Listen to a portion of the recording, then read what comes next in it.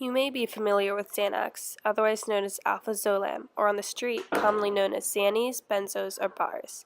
No paraphernalia is used with this drug, but it's a depressant and/or sedative. The schedule number, classified under the Controlled Substance Act, is 4, which means it has a low potential for abuse.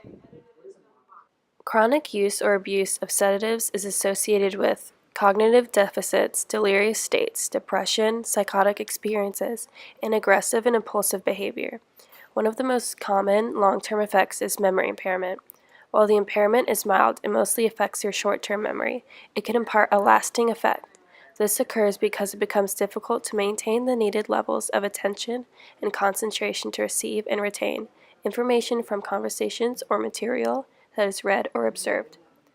Another pronounced long-term effect is sedation. It is possible that people who use Xanax may experience periods of sedation that last up to 4 days.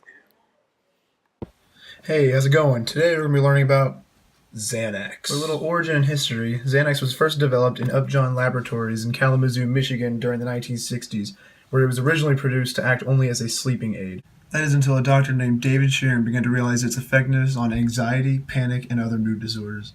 Sheeran and other representatives of the laboratory performed about 50 double-blind studies comparing Xanax to other antidepressants available at the time. They were able to prove that Xanax was a much better and less toxic option compared to the other supplements available.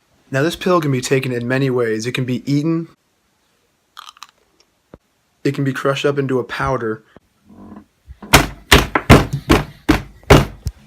and it can be smoked or snorted.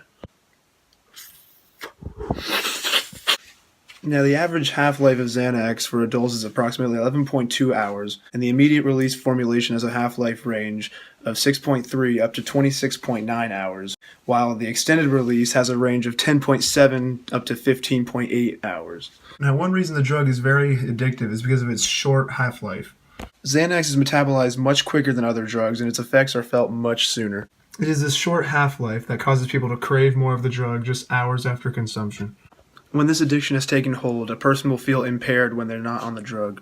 The dangerous part is that Xanax is completely legal because it is a prescription medication. The punishment for possession results in Schedule 3, 4, and 5 first offense, which can result in 1 to 5 years in prison with variable fines. If it is your second offense, you can be faced with up to 10 years in prison time. Withdrawal from Xanax can manufacture extreme physical and psychological discomfort, which prevents many people from quitting the drug.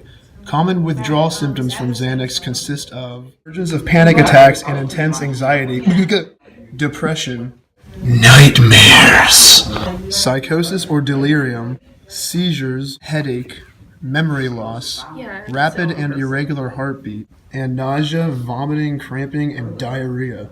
Ew. Benzodiazepine is the active ingredient in Xanax, which acts on the central nervous system to produce a calming effect. In a normal situation, GABA binds to the receptors, allowing a small amount of negatively charged chloride ions to flow through the channel. However, when Xanax is present, it causes GABA to bind longer and stronger, allowing more chloride ions to flow through, effectively slowing nerve impulses throughout the body. By stopping the release of GABA, which would inhibit the release of dopamine, resulting in large amounts of dopamine flooding the brain when Xanax is used.